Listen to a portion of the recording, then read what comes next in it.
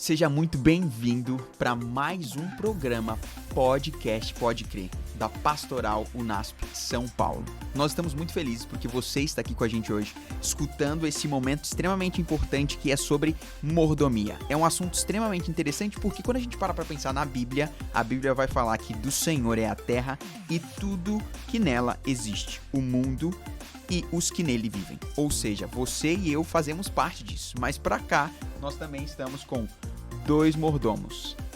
Pastor Robson, Pastor Henrique Zanin.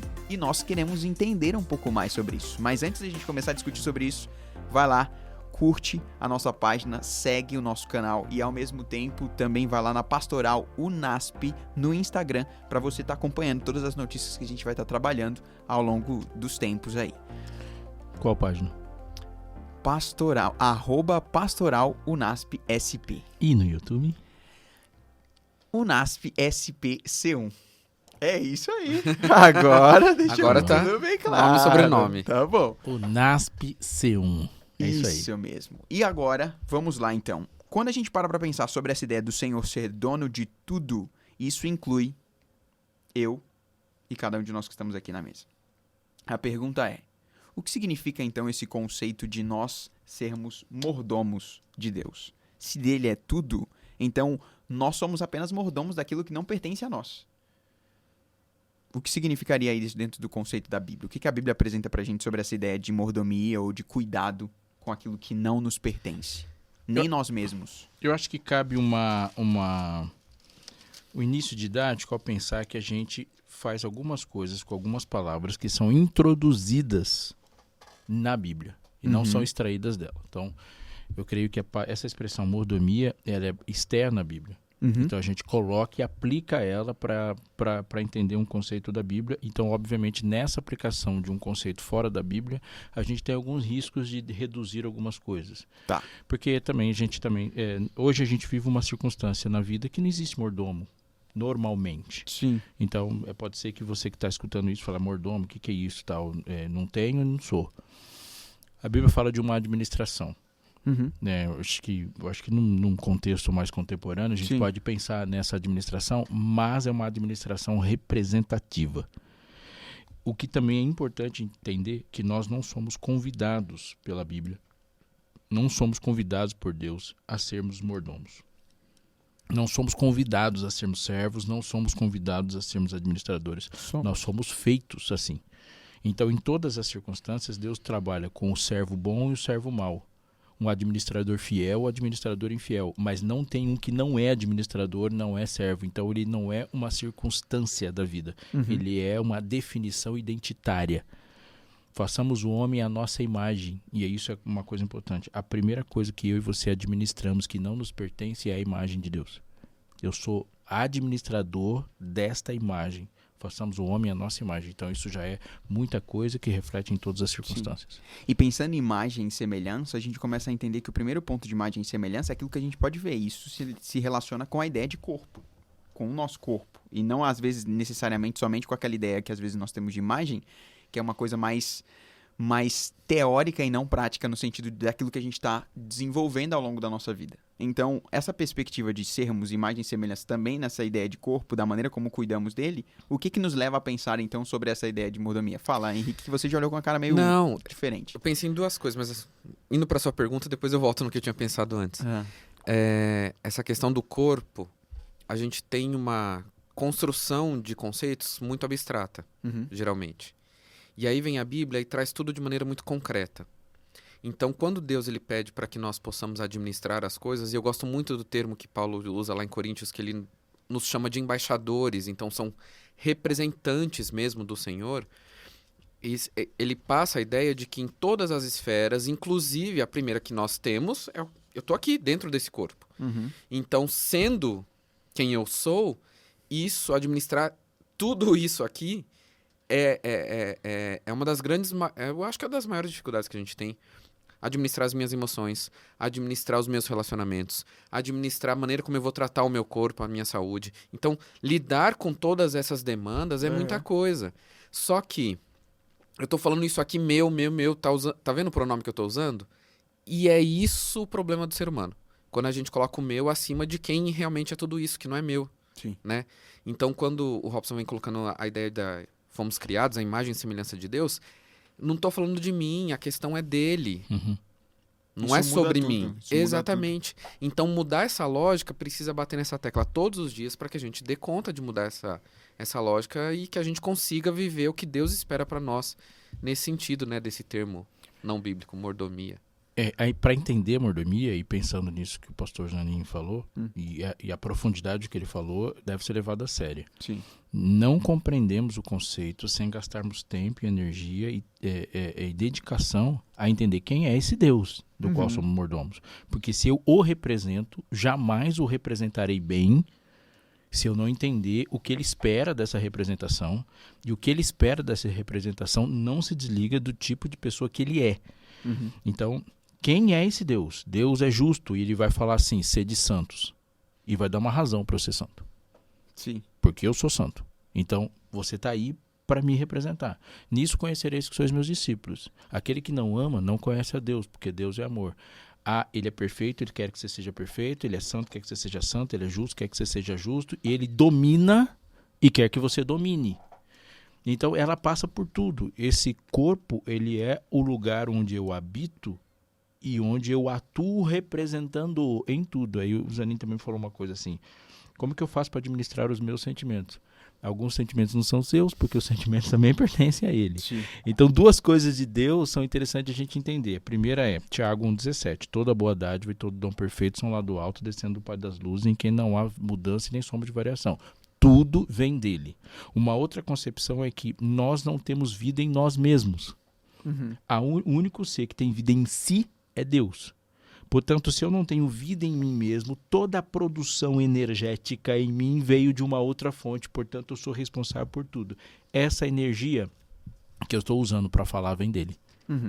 Esse fôlego que eu estou usando para viver vem dele. Então, ele é o dono e não tem outra forma de mudar isso, porque ele é a fonte exclusiva de tudo.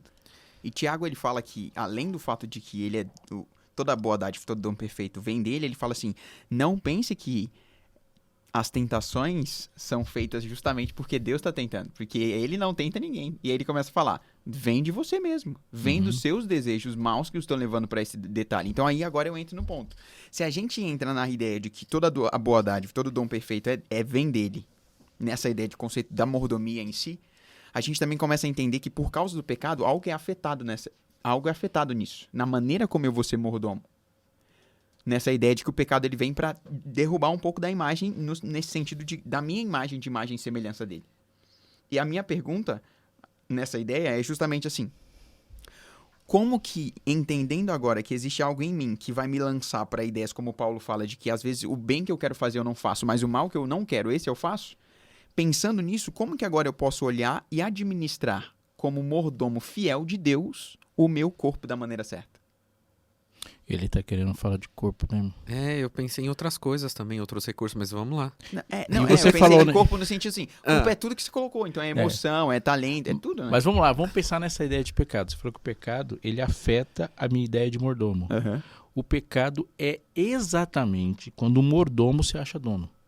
O pecado é diretamente o não ser mordomo. Quando o mordomo não quer ser mordomo, todo pecado é isso. Porque se você for pensar, absolutamente qualquer pecado, ele parte da apropriação indevida. Tá. Show. Qualquer pecado é uma apropriação indevida. Porque quando esse mesmo Tiago citado, ele fala que o pecado nasce da cobiça. Cobiça o quê? Se é tudo de Deus. Então, só tem uma forma de cobiçar que essa cobiça seja a raiz de qualquer pecado. Lúcifer cobiçou o trono. A partir desse momento ele já não parou, ele já não passou a ser mordomo de nada. Não, porque ele cobiçou o trono. Ele era o primeiro e a única coisa que ele não tinha era o trono. Sim. Mas ele cobiçou o que não era dele. A única coisa que Adão não tinha era a árvore. E foi a coisa que ele cobiçou. Então, o pecado é, em essência, você querer o que é exclusivamente de Deus ou um rompimento com o símbolo dessa exclusividade de Deus no senhorio.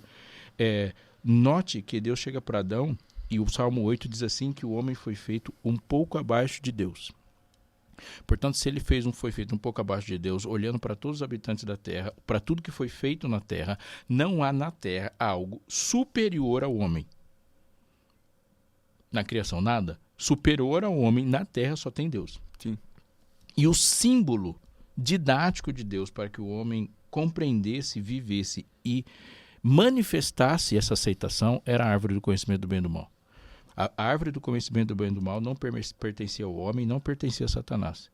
Ela é a única coisa que Deus fala assim, isso aqui você não toca. Por quê? Porque isso é meu. Tocar a árvore, pegar o fruto, significa eu sou dono de tudo e eu sou o dono, Senhor. E foi exatamente essa a tentação, porque quando Satanás chega para Eva e fala, sereis como Deus. E ela fala, eu vou lá. E ela classifica e pega. Portanto, a árvore do conhecimento do mal é o antídoto que Adão e Eva transformaram em veneno. E eu acho que vale a pena a gente continuar falando do conceito de mordomia, porque se isso não estiver claro na nossa mente, a prática vai ser complicada. Muitas vezes as pessoas, em nome da mordomia, elas trazem listas religiosas com podem e não podem. Pode, não pode, pode, não pode, pode, não pode. E eu não estou dizendo que as listas estão erradas, tá? Mas o porquê de trás da lista é muito mais importante do que a própria lista em si. E às vezes o pode não pode ser uma mordomia invertida que reforça o próprio pecado. Exatamente. E aí eu não estou sendo mordomo. Não, eu estou colocando ele como mordomo. Eu estou falando na lista do pode não pode porque eu não quero perder o meu céu, a minha salvação e as minhas coisas e não estou servindo da mesma forma. Sim. E aí eu fico pensando que qual é o sentido então? Nós somos muito abençoados por Deus. E entender que Ele é dono de tudo, isso me traz uma leveza muito maior, porque eu não tenho que dar conta das coisas todas. É de Deus. E Ele vai me dar, então, potencialidades para que eu possa administrar e lidar com todas elas. Então, um exemplo. Deus me deu capacidade e oportunidades para que eu estudasse. O que eu faço com esse conhecimento? Eu tenho ajudado outras pessoas, eu tenho compartilhado, eu tenho utilizado ele para a implantação do reino? Percebe que é uma coisa que a gente não para pensar, mas isso tem a ver com mordomia também. Sim. Então, o sentido bíblico de ser abençoado é abençoar outras pessoas com as bênçãos que Deus me deu. Então, eu sou um canal do Senhor. Sim. E aí é o mordomo, porque eu estou o tempo todo servindo ao Senhor. Sim. E eu preciso pensar nisso em todas as esferas, né? Na minha vida. Nos meus recursos, eu falei dos meus conhecimentos, você falou da questão de saúde, de corpo. Então, não tem nada na vida do ser humano que não envolve o conceito de mordomia. Nada. Absolutamente. Tá tudo dentro desse guarda-chuva. E aí, entrando nesse ponto, a gente vem para um texto de Colossenses. Colossenses, capítulo 3. Colossenses 3, verso 23, diz assim: tudo que vocês fizerem, façam de todo o coração, como para o Senhor e não para os homens. E pensando nessa ideia de que, então, tudo que a gente está fazendo justamente entendendo que pertence a Ele, e que nós não somos de nós mesmos, mas que nós pertencemos a Ele, então o nosso trabalho e a maneira como a gente vai fazer qualquer coisa inclui também a qualidade do tempo que a gente dirige para as coisas também. Então a gente já está entrando na ideia de que o tempo para as coisas também é algo de mordomia. Existe algo de mordomia nisso também.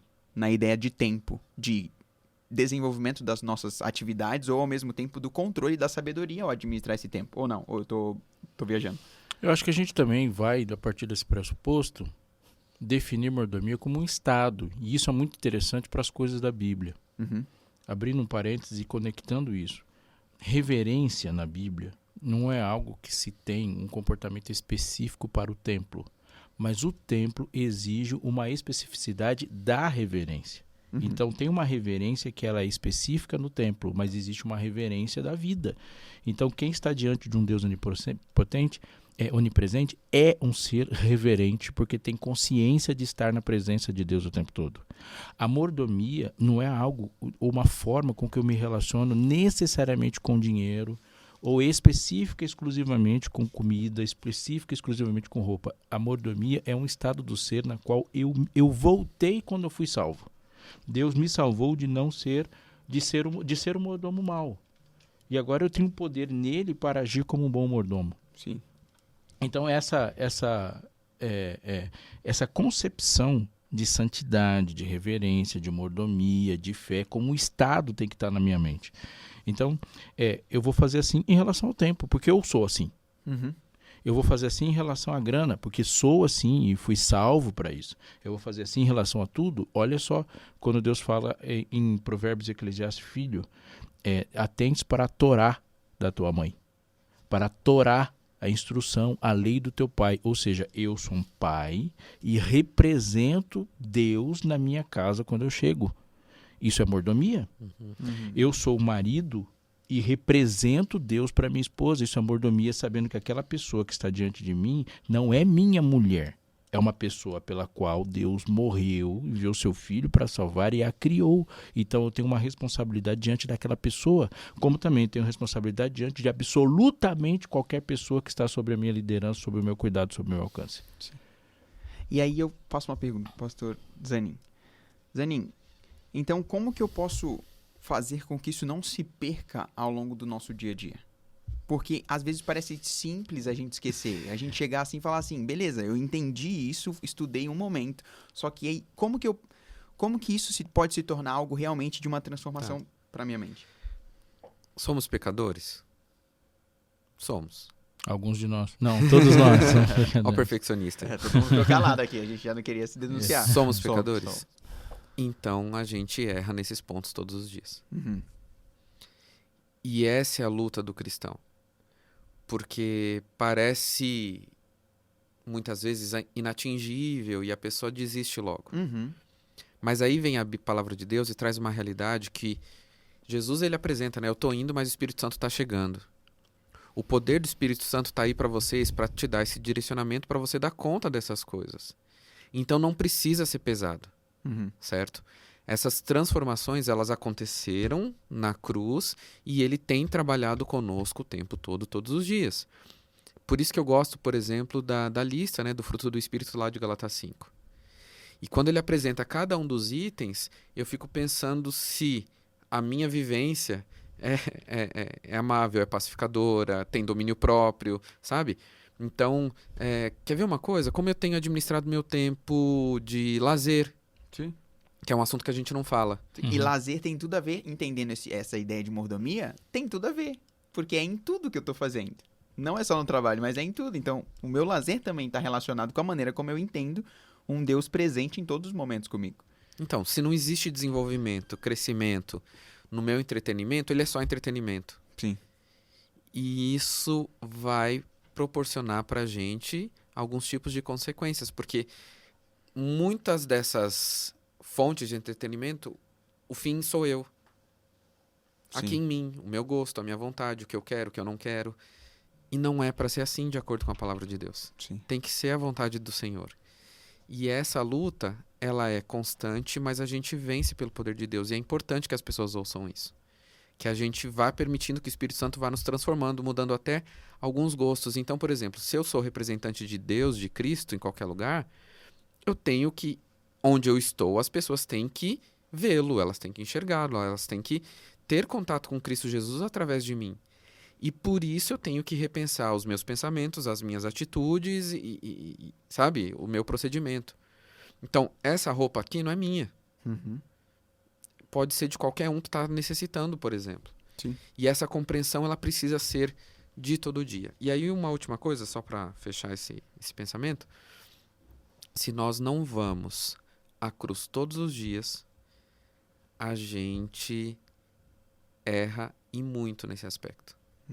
Então, se nós não passarmos e gastarmos tempo pensando e refletindo no amor de Cristo por nós, a gente não vai dar conta e vai se frustrar nesse sentido, tá? Respondeu. Total. Mas, quando a gente está olhando para essas questões, a Bíblia apresenta, então, um conceito para a gente pensar. Olhando para esse ponto que o pastor Henrique acabou de falar. E lá em Romanos 12 fala assim, ó: portanto, irmãos, rogo-lhes pelas misericórdias do Deus que ofereçam um sacrifício vivo, santo, agradável a Deus, que é o culto racional de vocês. Não se amodem ao padrão deste mundo, mas transformem-se pela renovação da sua mente, para que sejam capazes de experimentar e comprovar a boa, agradável e perfeita vontade de Deus. Então, nós somos convidados por uma transformação que passa pela nossa mente mesmo. Não é simplesmente uma questão relacionada com o nosso coração, com os sentimentos, mas é justamente uma nova perspectiva que nós precisamos passar, né? Interessante isso aí. O texto de Paulo fala de você se apresentar, apresentei vosso corpo, a morada do ser, a integridade do ser, como um sacrifício vivo. Ou seja, e ele fala que esse sacrifício é um culto racional, ou seja, é o querer submetido a Deus. É colocar a vontade como oferta e sujeitar-se nas suas motivações a um dono das próprias vontades. É a supremacia da crença, é uma razão que se submete a um espírito numa comunicação maior do que o pecado. E é importante dizer isso. Às vezes a gente tem uma impressão de quando eu me coloco como servo, como mordomo, como administrador de Deus, que essa perspectiva de vida ela é excludente, ela minimiza a vida, e isso não é real. O que minimiza a vida, o que restringe a vida, o que deixa a vida restrita é o pecado e não a vida como Deus pensou. A vida que Deus pensou é um mergulho nele, e mergulhar nele nunca vai ser uma atividade que se faz num espaço apertado.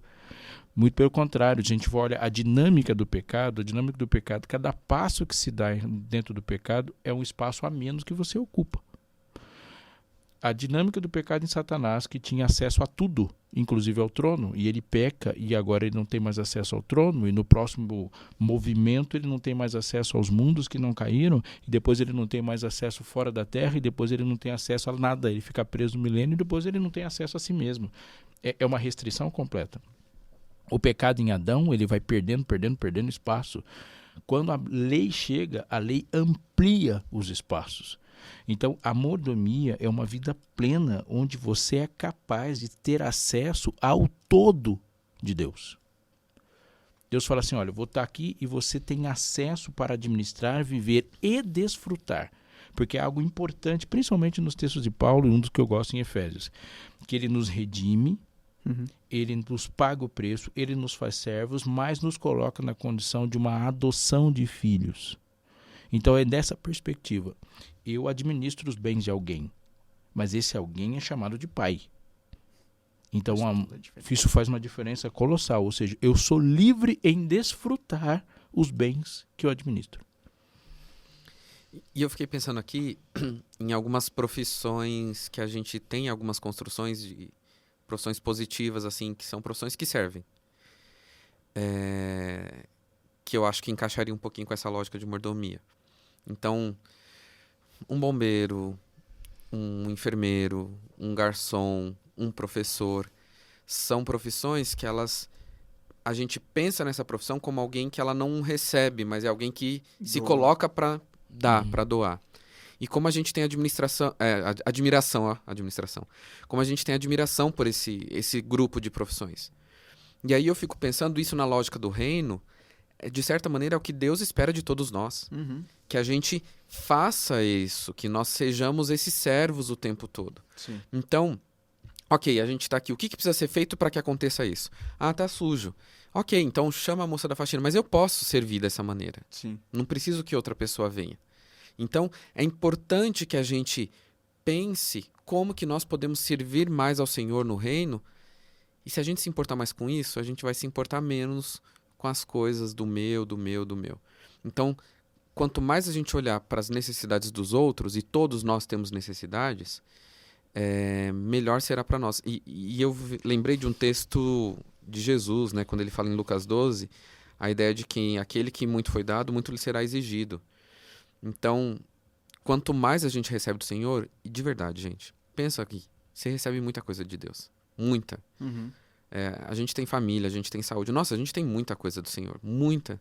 Se a gente tem tudo isso do Senhor, o que a gente tem que fazer? Vai ser exigido muito de nós, da parte do Senhor. Então, vamos trabalhar, arregaçar as mangas e fazer alguma coisa, sabe? Sim. Precisamos. E esse trabalho, esse trabalho não, mas esse senso de serviço que a gente passa a ter quando a gente entende a ideia de mordomia, é algo que, na hora que você estava falando, me fez lembrar de uma figura que, para mim, exemplifica o que significa serviço para mim, que é justamente a minha mãe. Eu não sei se para vocês também é essa a ideia, né? Parece que quando a gente olha para a ideia de serviço do macro, tirando a Bíblia da jogada, quem é a pessoa que mais exemplifica pra gente o significado de serviço? Pelo menos para mim é minha mãe. Para você, quem quer? Minha mãe. E para você? Minha mãe. Então, a gente olha para essa ideia e a gente começa a perceber o grau de profundidade desse serviço e desse amor que é demonstrado, né? E parece que essa é uma comprometimento também, comprometimento, né? E é uma coisa que parece que agora nós olhando para isso, a gente fala assim, agora eu entendi humanamente a maneira como eu preciso também entender a minha relação com Deus. Eu preciso me entregar cada vez mais, às vezes de uma maneira cada vez mais tão bela e tão bonita nesse serviço, assim como a minha mãe também. E eu entendo e olho para ela e vejo essa perspectiva desse serviço tão bonito, tão belo dela comigo, né? E é importante notar que esse tipo de serviço, em amor, ele gera satisfação. E, aliás, só isso é capaz de gerar satisfação. A gente pensa, às vezes, num serviço de uma perspectiva humana, carnal, pecaminosa, e eu volto a usar a expressão restritiva, porque ela está eclipsada mesmo por uma perspectiva carnal, onde assim, eu sirvo todo mundo, mas a lógica de Deus é sempre sistêmica. Então ele não criou e chamou você para ser mordomo. O mundo de Deus funciona na lógica da mordomia, onde todo mundo é mordomo. Então você olha para o outro como propriedade de Deus e coloca toda a energia no cuidado e na satisfação do outro, mas você está no mundo onde todo mundo está olhando assim para você. Então essa é a definição de mundo perfeito. Então você cuida das coisas de Deus, mas está todo mundo cuidando dessas coisas nesse altruísmo natural, no sentido de que ele brota de dentro mesmo. Esse é o mundo que Deus construiu, que funciona dessa forma. E é nesse aspecto que o mundo se marginalizou, porque o pecado ele é assim uma marginalização da lógica de Deus para o universo todo. E se você for olhar, a única coisa de tudo que foi criado que vive de si para si é o coração humano em pecado. O resto não tem isso. A nossa definição de ecologia é um sistema que funciona em serviço. E você pegar o exemplo da mãe, é olhar para esse tipo de coisa e perceber como que há uma satisfação em fazer isso, de uma realização de perceber, uau, eu me encontro em servir. Eu me realizo, eu gosto disso, né? E eu fico pensando nas nossas esferas de vida, se a gente encontra satisfação nesse serviço. Sim. Ou nessa doação, ou Sim. nessa mordomia.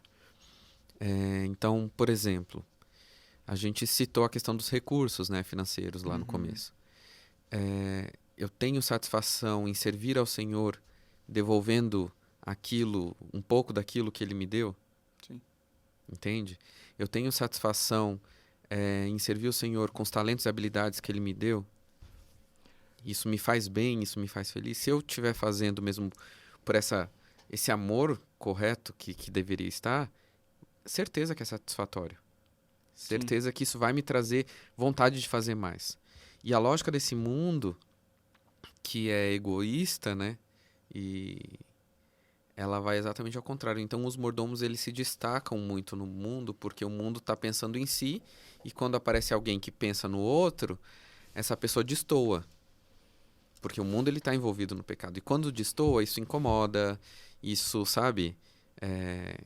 Esbarrar no mordomo fala muito dos erros que eu tenho em mim. Sim. Então, eu poderia e deveria estar fazendo aquilo, mas não estou fazendo, e fulaninho, que nem tem muita habilidade para isso, está. Sim. O que eu faço? Se me incomoda, quando eu estou longe de Cristo, aí a gente vai criticar, a gente vai para a rede social, a gente vai, sabe, assim? Coisas, né? Meu amigo. E a gente vai para um caminho muito perigoso, né? Então, quando a gente ficar incomodado, quando pessoas tratam outras pessoas como filhos de Deus, como um ser criado à imagem e semelhança de Deus, entende que tudo pertence ao Senhor e Ele está utilizando os recursos da maneira como Deus espera, quando isso me incomoda, está na hora de eu repensar um pouquinho a minha maneira de lidar com o meu cristianismo ou com a minha religiosidade. Tá? Eu estou com a Bíblia aberta em João 15, os versos 10 e 11, diz assim: Se guardardes os meus mandamentos, permanecereis no meu amor. Assim como também eu tenho guardado os mandamentos de meu Pai, e no seu amor permaneço. Jesus aqui dá uma ideia de continuidade, de perenidade, de sustentabilidade. ele está dizendo que as coisas não se sustentam sem ser pela lógica dos mandamentos. As coisas não duram mais, o amor não dura se ele não for um amor guardado por regras. Então, o amor, os mandamentos não produzem vida, mas a vida não se sustenta sem mandamentos. A vida é sustentada por isso. Se você guardar o meu mandamento, você permanece. E depois ele vai dizer, eu tenho dito essas coisas para que a minha alegria esteja em vós e a vossa seja completa. Ou seja, as coisas que se completam, que me satisfazem e que continuam, elas só continuam se houver satisfação. Então, o que eu, como mordomo de Deus, eu só vou permanecer se eu permanecer servindo e obedecendo. E eu só vou fazer as coisas de maneira longa, perpétua, se houver alegria nesse negócio. Então, aquela mordomia que não é alegre, que não é satisfeita, ela não dura. Uhum. Não dura. Eu quero fazer um negócio não se sustenta, né? Não se sustenta, porque senão eu não vou para o céu. Mano, mais cedo ou mais tarde você não vai estar fazendo. Você vai perceber que o esforço que você está fazendo e a tristeza daqui por um céu que você não vê não está compensando. Nem chega uma hora... Agora, quando eu sinto a lógica do céu, e isso é uma pergunta que me fazem, eu fico assustado quando me fazem, o que nós vamos fazer no céu? E Deus deixou muito bem claro o que você vai fazer na eternidade, você vai servir eternamente. Nós vamos passar a eternidade servindo? Nossa, então isso vai ser ruim. Você está achando ruim porque você não foi transformado. É exatamente isso. Não gosta de servir aqui, Quem né? não gosta de servir é exatamente esse o efeito do pecado. O pecado faz com que a gente não curta ser mordomo. E é por isso que a gente entende o porquê que no céu não vai ser permitido que um pecador esteja no céu. Porque ele não vai encontrar prazer em estar no céu, em um mundo que é perfeito, que é um mundo de serviço. Exatamente. O pecador olha para aquele ouro todo do céu, para aquela riqueza toda do céu e fala, que legal, vou pegar tudo para mim. Porque essa é a lógica do pecado e quer ir para lá para isso. Mas o pecador não entende que não há nenhuma necessidade de ser transformado em gostar de ouro. Essa riqueza toda, eu já curto riqueza. Jesus não precisa nem aparecer para eu querer ser rico. Jesus não precisa nem aparecer para eu querer todas aquelas coisas. O que Jesus precisa aparecer e transformar, de eu olhar para um lugar onde só tem gente pobre, onde não tem saneamento, onde as crianças estão passando fome, e olhar e falar assim, encontrei meu lugar, vou servir todo mundo aqui. E agora vou ser feliz o resto da vida ajudando essas pessoas. Para isso eu preciso ser transformado. Então o céu, Deus vai chegar para a pessoa assim, fosse fiel no pouco. O que é o pouco? Eram os 5 talentos que ele recebeu. Sobre o muito te colocarei. Agora eu vou dar 50 para você me devolver 100. É o muito te colocarei. Muito o quê? Muito talento. E o talento em nenhum momento vai ser seu. E quem trabalha, sabe o que recebe do Senhor? Mais trabalho. E isso é maravilhoso. Sim. Entende? E por quê? Porque alguém, tá, Senhor, tem essa plantação toda aqui. O Senhor me deu esse pedacinho de terra, já plantei, já está produzindo, só que eu estou vendo terras ao redor que não estão produzindo, Senhor. E tem gente morrendo de fome. O que a gente faz, Senhor? Então essa terra é sua também. Vai lá e trabalha. E ele vai trabalhar mais. Tá, já fiz, Senhor. E agora? O que eu faço mais? Porque... E qual é a maior motivação? É sempre o amor. Já que a gente tratou disso, eu lembrei do texto aqui de 1 João 2, verso 15, e ele faz uma comparação aqui muito interessante. Não amem o mundo, nem o que nele há. E ele apresenta essa perspectiva do mundo, né? Se alguém ama o mundo, o amor do Pai não está nele. Pois tudo que há no mundo, cobiça da carne, cobiça dos olhos, ostentação dos bens, não provém do Pai, mas do mundo. Em outras palavras, ou você ama essas coisas suas, o que o mundo tem a oferecer, ou você ama o Pai. E aí o que vai restar? Trabalhar. Não tem outra alternativa. Aqui e na eternidade. É com isso que a gente começa a olhar para a vida de Paulo e começa a perceber que na vida de Paulo existe serviço em todos os momentos. Paulo, ele é transformado e ele começa a entender... Era isso que eu ia falar, depois de transformado, né? Depois de receber Jesus. A gente começa a entender justamente essa transformação que acontece, essa percepção dele como mordomo, e ele começa a olhar e falar, eu não me glorio em nada daquilo que eu fiz. Eu fiz tudo isso aqui, eu fiz tudo isso, mas não foi eu. Foi a graça de Deus em mim que me possibilitou de fazer isso. E se eu tiver que me gloriar em alguma coisa, eu me glorio na cruz de Cristo. E é com isso que nós convidamos você também, para olhar para a vida, para enxergar na vida a possibilidade de se gloriar em Cristo e na cruz dele, naquilo que ele fez e na transformação que ele pode fazer em você, para que você, como um mordomo fiel, sirva em amor. Encontre alegria no serviço e que esse serviço transforme a sua vida e a vida das pessoas ao seu redor. Pode crer, termina por aqui. Um abraço para você.